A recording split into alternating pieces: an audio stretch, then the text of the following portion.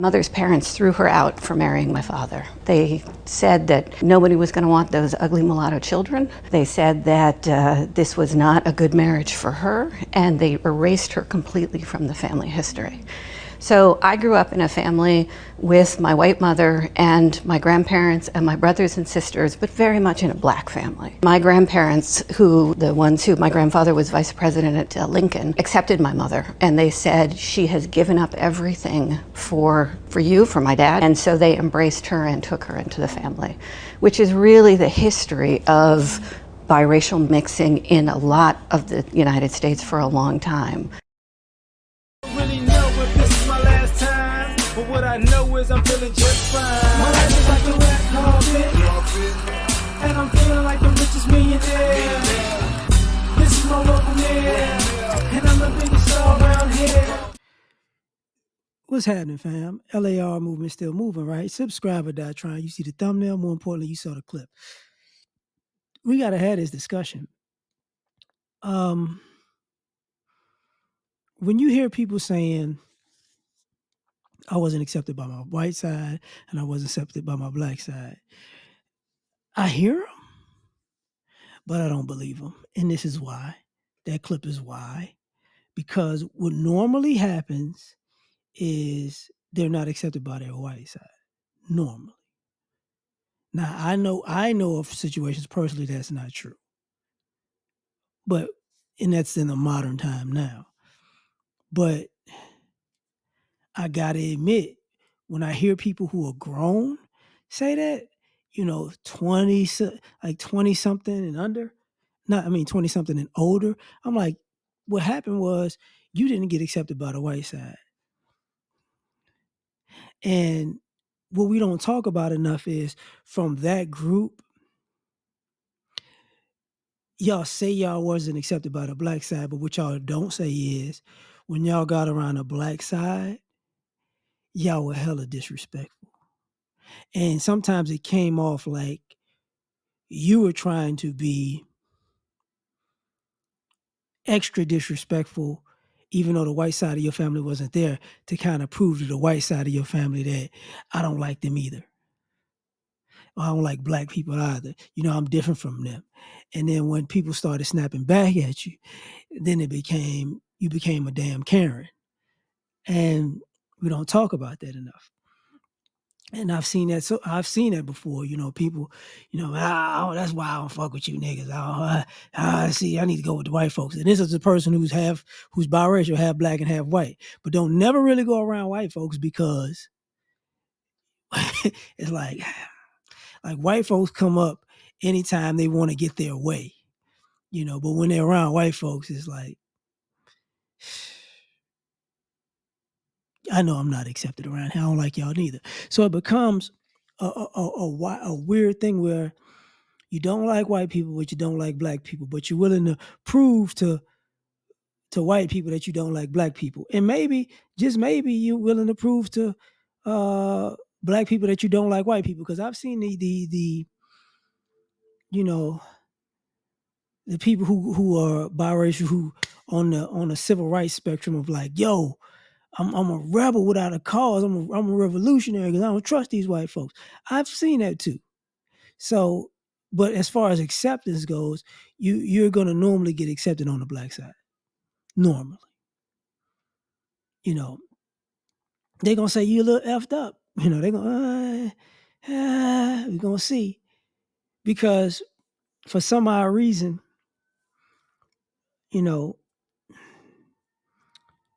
some of us thought white was better. And even when it comes to treatment, like if you saw the thing with even Bow Wow and Keisha Cole, when they kept saying that their father was white, they said it in a sense like, I'm different. My father's white. I got some for the great whiteness in me. And it's like, and you find out, no, you don't. Your father's black. Chill out. You just, it was an ego boost. I don't know why that is, but it's some type of ego boost, And then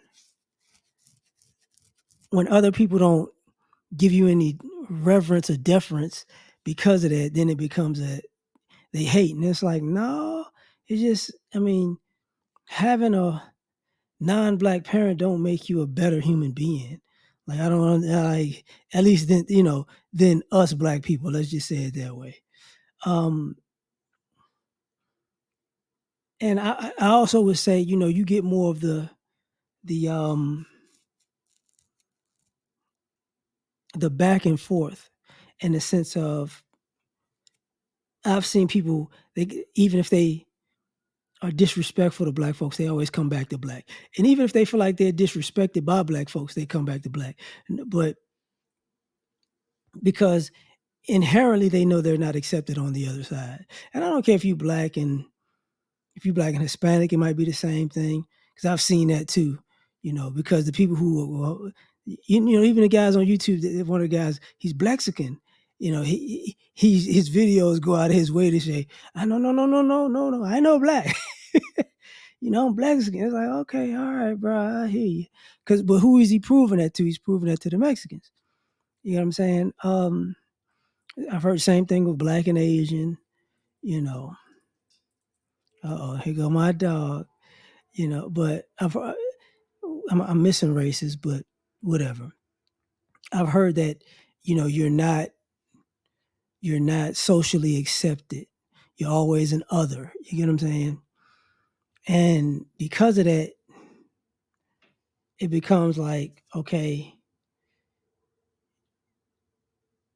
should I leave my blackness at home, to appease these people?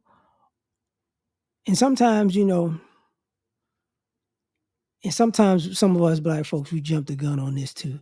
Like, sometimes y'all get around black people and it's like, are you trying to blacken it up? Like, you trying to be extra black right now? Because you're doing some shit that you wasn't doing prior. And people go, no, that's not true. And it's like, yeah. And it's not necessarily because of a racial thing.